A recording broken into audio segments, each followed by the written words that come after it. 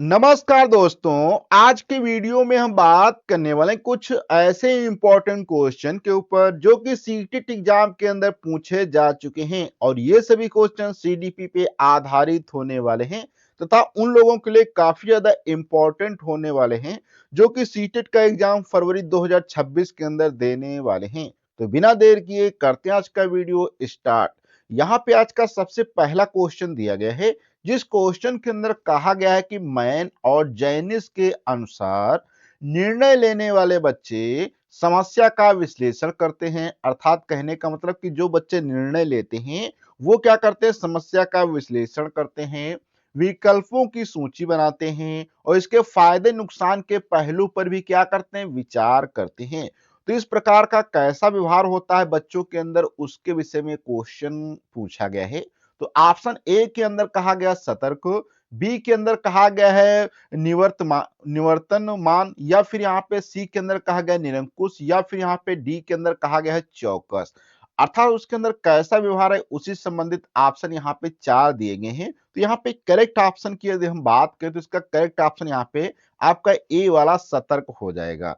अब ये कैसा सतर्क व्यवहार होता है इस पे थोड़ी सी और हम डिटेल से अगर बात कर लें यहाँ पे, तो यहाँ पे मैन और जैनिस के निर्णय निर्माण का जो मॉडल दिया गया है उसमें जिस शैली में व्यक्ति समस्या का गहराई से विश्लेषण करता है, विकल्पों की सूची बनाता है, प्रत्येक विकल्प के लाभ और हानि को तौलता है और पर्याप्त जानकारी एकत्र कर सोच समझकर निर्णय लेता है, उसे हम क्या कहते हैं, विजिलेंट स्टाइल या सतर्क शैली कहा गया है। कहने का मतलब जो जैन और जैनिस हैं उन्होंने कहा कि ऐसे जो बच्चे होते हैं जो समस्या की गहराई का विश्लेषण करते हैं, समस्या के जो विकल्प होते हैं उनके लिए क्या करते हैं, एक सूची को भी बनाते हैं और प्रत्येक विकल्प की जो लाभ हानि होती है उसको क्या करते हैं, नापते तौलते हैं और पर्याप्त जानकारी को जो क्या करते हैं, एकत्र करते हैं, उसके आधार पे ही निर्णय लेते हैं। तो इसे क्या कहा गया, सतर्क शैली कहा गया है, ये जैन और जैनिस के अनुसार।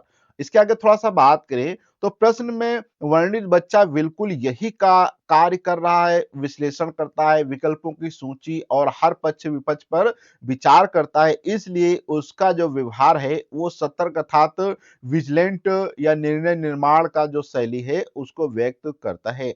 अन्य जो ऑप्शन है निवर्तमान, निरंकुश या चौकस इस विशेषता या इस विशेष सैद्धांतिक शब्दावली में शामिल नहीं है।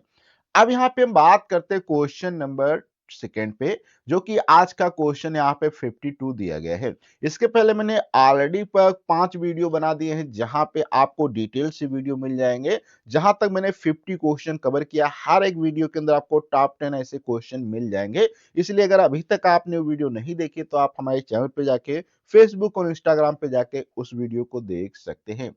अब यहाँ पे इस क्वेश्चन को अगर देखा जाए तो एक समस्या कहा गया कि एक समस्या सुलझाने वाला बच्चा, कोई एक समस्या को सुलझाने वाला बच्चा है जिसमें यहाँ पे डैश डैश कहा गया है कि विचार के आधार पर कथनों की सच्चाई या संभावना का मूल्यांकन करता है। कैसा मूल्यांकन करता है, तो ऑप्शन ए में कहा गया सौंदर्य बोध, ऑप्शन बी में कहा गया अमूर्त, ऑप्शन सी में कहा गया तार्किक, ऑप्शन डी में कहा गया सृजनात्मकता। कैसा व्यवहार होगा उससे संबंधित क्वेश्चन है कि कोई ऐसा बच्चा जो समस्या सुलझाने वाला बच्चा है, डैश डैश यहाँ पे खाली स्थान दिया गया है। तो विचार के आधार पे कथनों की सच्चाई और संभावना का यहाँ पे आपको मूल्यांकन करना था।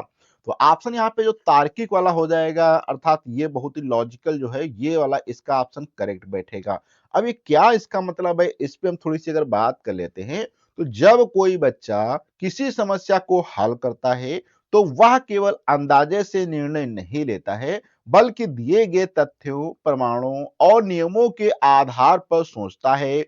वह यह देखता है कि कौन सा कथन कारण परिणाम के संबंध से मेल खाता है, किसमें विरोधाभास है और किस निष्कर्ष तक पहुंचाने वाले उचित होगा। यह पूरी प्रक्रिया तर्क के नियमों पर आधारित होती है। कहने का मतलब जो होता है, ऐसे बच्चे वो अंदाजे से क्या करते हैं, निर्णय नहीं लेते हैं, वो क्या करते हैं, तथ्यों को, प्रमाणों को, नियमों के आधार पर ही सोचते हैं, फिर उनको देखते हैं, फिर कौन सा कथन कारण परिणाम सही होगा, उसके उससे मेल खाता है, उस पर बात करते हैं, तथा किसमें विरोधाभास है और किससे जो है निष्कर्ष तक पहुंचा जा सकता है, इस पूरी प्रक्रिया पे वो ध्यान देते हैं और नियमों पे आधारित वो कार्य करते हैं।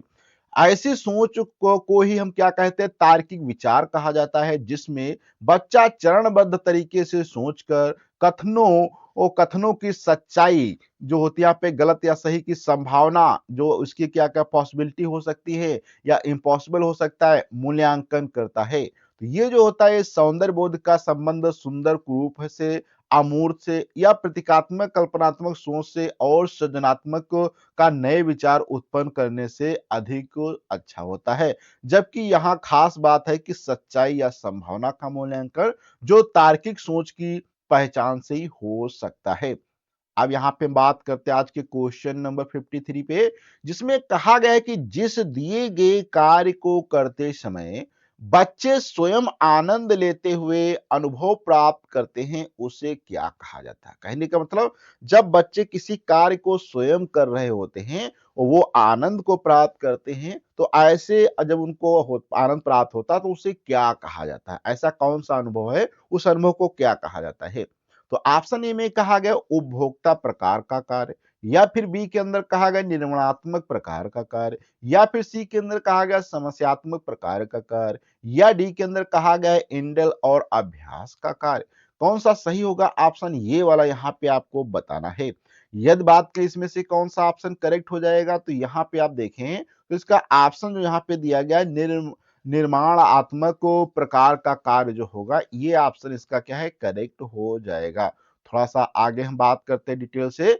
तो शिक्षा शास्त्र में विभिन्न प्रकार की कार्य प्रणाली और गतिविधियों को अलग अलग वर्गों में बांटा गया है। प्रश्न में पूछा गया है कि वह कार्य कौन सा है जिसे करते समय बच्चे स्वयं ही आनंद महसूस करते हैं और सीखते हैं, अर्थात कार्य के दौरान ही लाभ मिल रहा है, ना कि सिर्फ अंत में परिणाम के लिए।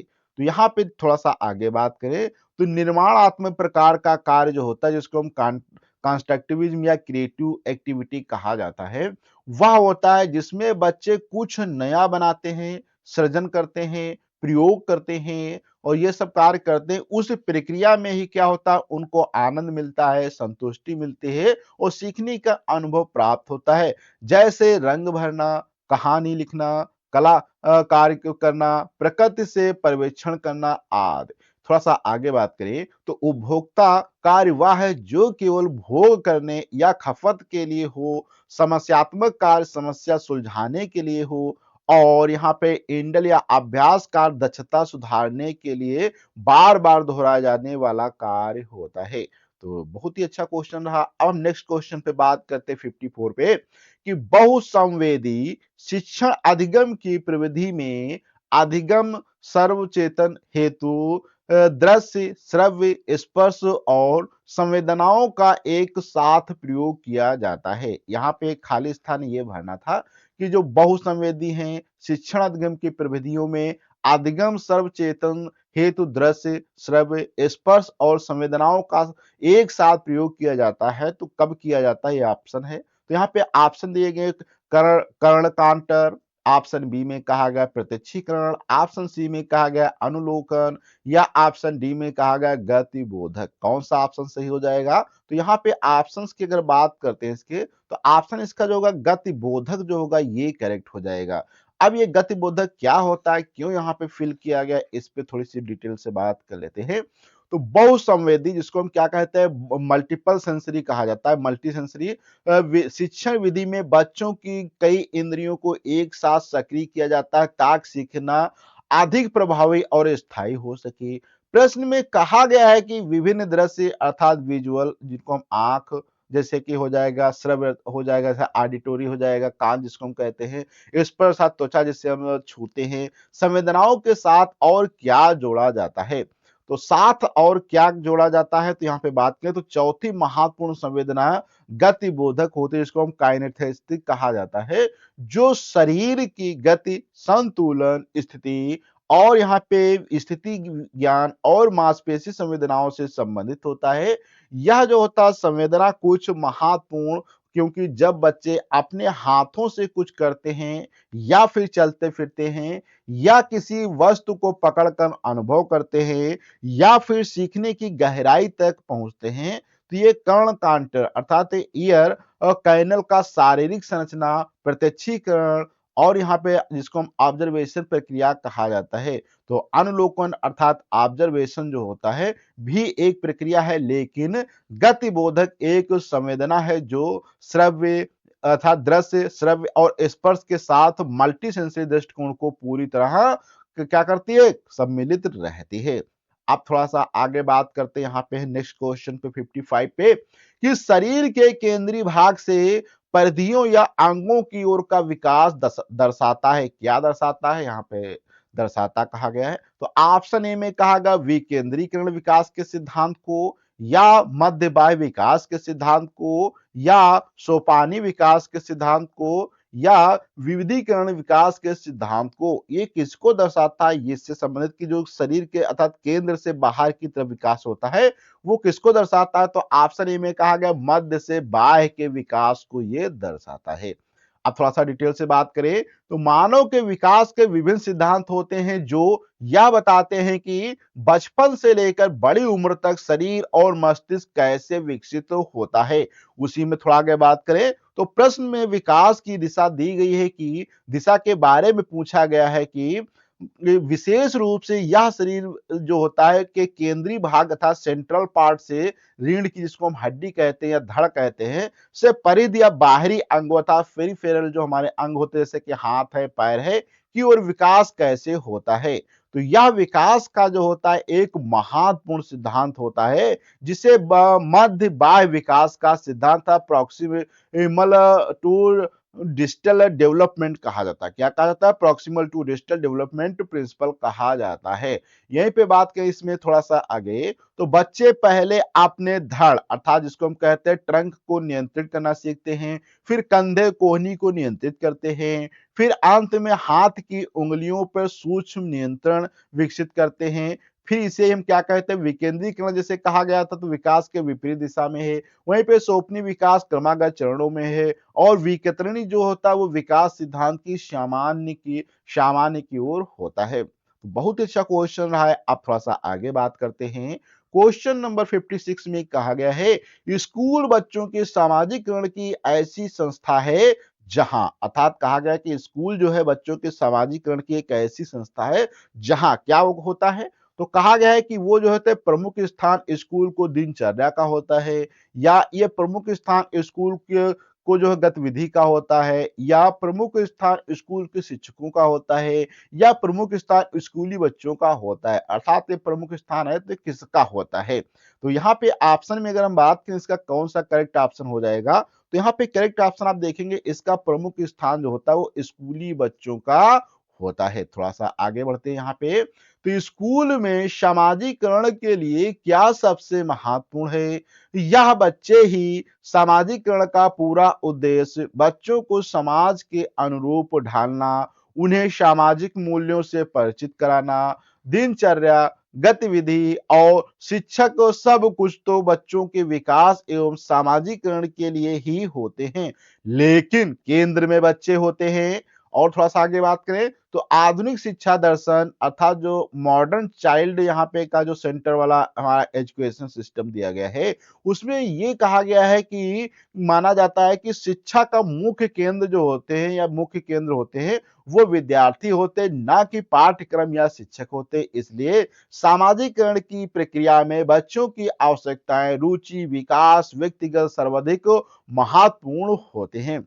आप थोड़ा-सा आगे बात करते हैं क्वेश्चन नंबर 57 में, जिसके अंदर कहा गया है कि जब आप एक शिक्षक समूह से जुड़ जाते हैं और अपने समूह के अन्य लोगों की ही तरह पोशाक धारण करने लगते हैं, तो आप प्रदर्शन कर रहे होते हैं। आप किसका प्रदर्शन कर रहे होते हैं? इससे संबंधित क्वेश्चन पूछा गया कि मान लो आप शिक्षक समूह में जुड़ जाते हैं, उसके बाद फिर क्या करते हैं? आप उन्हीं लोगों की तरह की जो पोशाक जैसे कि जिस ड्रेस में है, वैसे ही आप ड्रेस भी पहनने लगते हैं। तो ये कैसा प्रदर्शन है? इससे संबंधित क्वेश्चन है। तो ऑप्शन ए में कहा गया समूह आज्ञाकारिता का, समूह निर्देशन पालन का, समूह की अनुरूपता का, समूह की पहचान का, आप किसका अनुदेशन पालन करते हैं इससे संबंधित क्वेश्चन था। तो यहाँ पे अगर देखा जाए इसका ऑप्शन जो होने वाला है वो ऑप्शन इसका करेक्ट हो जाएगा यहाँ पे समूह की अनुरूपता का। अब ये समूह अनुरूपता क्या होती है और ऑप्शन क्यों नहीं सही हुए इस पे अगर हम बात करें यहाँ पे, तो सामाजिक मनोविज्ञान में समूह के अनुसार व्यवहार करने की प्रवृत्ति को समझना बहुत महत्वपूर्ण होता है। प्रश्न में दिया गया है कि परिदृश्य यह है कि जब कोई किसी समूह का सदस्य बन जाता है, अर्थात कोई भी व्यक्ति किसी समूह का सदस्य बन जाता है तो अपने समूह के अन्य सदस्यों की तरह कपड़े पहनने लगता है, वह क्या प्रदर्शन कर रहा है, ये क्वेश्चन में कहा गया था।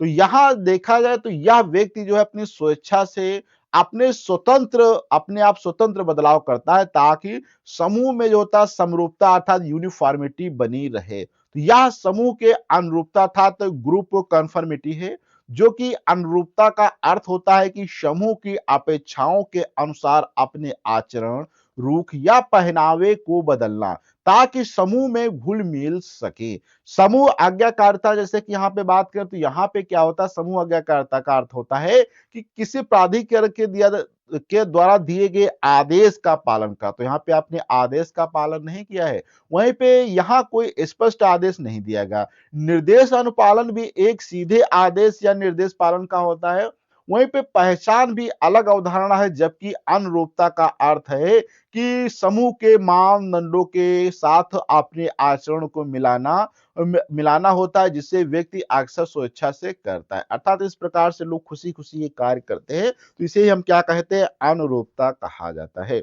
58 में कहा गया है कि किसी वस्तु के स्थायित्व को आधारण पियाजे के विकास के किस चरण में प्राप्त होता है, किस चरण में प्राप्त हो जाती है, अर्थात तो आचरण होता है या आधारण जो यहाँ पे दिया गया है वह जो है कहा गया है कि स्थायित्व का आधारण जो होता है वो पियाजे के किस चरण में प्राप्त हो जाता है। तो ऑप्शन ए में कहा गया पूर्व परिचालन, ऑप्शन बी में कहा गया मूर्त परिचालन, ऑप्शन सी में कहा गया औपचारिक परिचालन, ऑप्शन डी में कहा गया संवेदी गामक को। तो इसमें से किस जो यहाँ पे कई चरण दिए जाते हैं जो है पियाजे का जो है, तो उसमें से यहाँ पे बात करें तो मूर्त परिचालन में जो होता है उनको प्राप्त हो जाता है। अब ये क्या है इसको थोड़ा सा यहाँ पे हम डिटेल से समझ भी लेते हैं। तो जीन पियाजे ने बच्चों के संज्ञानात्मक विकास के 4 मुख्य चरण दिए। कितने इन्होंने चरण दिए? 4 इन्होंने मुख्य चरण दिए थे। इस प्रश्न में वस्तु स्थायित्व की अवधारणा के बारे में पूछा गया और ये क्वेश्चन जो था वो वस्तु अवधारणा के विषय में पूछा गया है। तो वस्तु स्थायित्व का अर्थ होता है कि बच्चा समझता है जब कोई वस्तु उसकी नजर से ओझल हो जाती है तब वह वस्तु अस्तित्व में रहती है, यह गायब नहीं हुई है, बस दिखाई नहीं दे रही है। थोड़ा सा आगे बात करें तो पियाजे के विकास के चरण जैसे कि संवेदी गामक को जिसको जो कि 2 से अर्थात 0 से 2 वर्ष तक होता है, इस चरण में बच्चे को धीरे धीरे वस्तु स्थायित्व की समझ विकसित होना शुरू हो जाती है। प्रारंभ में वह सोचता है कि जब चीज दिखाई नहीं देती है तो वह हटा दी गई है। फिर जब उसका थोड़ा सा समय बढ़ जाता है तो पूर्व परिचालन जिसको 2 से 7 वर्ष होता है, इस चरण में भी बच्चा तार्किक सोच नहीं कर पाता है, वह अभी भी अनुभव पर निर्भर रहता है। और यहाँ पे थर्ड में बात करें तो मूर्त परिचालन जो कि 7 से 11 वर्ष होता है, इस चरण में बच्चे को मजबूत तार्किक विचार विकसित होते हैं, वह भौतिक वस्तुओं से संबंधित समस्याओं को हल करने में क्या होता है, सक्षम हो जाता है और संरक्षण अर्थात कंजर्वेशन का जो होता है की समझ को विकसित करता है। वस्तु स्थायित्व की जो है पूर्ण समझ इसी चरण में आ जाती है। और फोर्थ है जहां पे औपचारिक परिचालन होता है जो कि 11 वर्ष से ऊपर होता है, इसमें अमूर्त और काल्पनिक सोच विकसित हो जाती है। तो यहाँ पे ऑप्शन थर्ड अगर आप देखेंगे इसमें कहा गया 7 से 11 वर्ष जो होता है मूर्त परिचालन, इसमें क्या करता है वस्तुओं का वो ध्यान रखता है कि अगर वस्तु कोई गायब हुई अर्थात उसके आगे से हट गई तो ये कहता है कि गायब नहीं हुई वस्तु, ये थोड़ा सा हट गई हमारे सामने से। अब बात करते क्वेश्चन नंबर 59 में कि व्यक्तिगत शिक्षा कार्यक्रम की योजना डैश डैश के संदर्भ में बनाई गई, किसके संदर्भ में बनाई गई? ऑप्शन ए में कहा गया बाल केंद्रीय शिक्षा कार्यक्रम, ऑप्शन बी में कहा गया मुक्त विद्यालय शिक्षा कार्यक्रम, ऑप्शन सी में कहा गया ई अधिगम शिक्षा कार्यक्रम, ऑप्शन डी में कहा गया विशेष शिक्षा कार्यक्रम किसमें बनाया गया? तो ऑप्शन की बात करते हैं यहाँ पे, तो ऑप्शन इसका करेक्ट बैठेगा विशेष शिक्षा कार्यक्रम। थोड़ा सा आगे बढ़ते हैं, तो व्यक्तिगत शिक्षा कार्यक्रम अर्थात जिसको हम कहते हैं इंडिविजुअल एजुकेशन प्रोग्राम, जो कि व्यक्तिगत शिक्षा होता है, इंडिविजुअलाइज्ड एजुकेशन प्रोग्राम, आईईपी, एक लिखित दस्तावेज है विशेष आवश्यकता वाले बच्चों के लिए क्या किया गया है? तैयार किया गया है। इस कार्यक्रम की योजना किस संदर्भ में बनाई गई है? यह प्रश्न मुख्य सवाल है।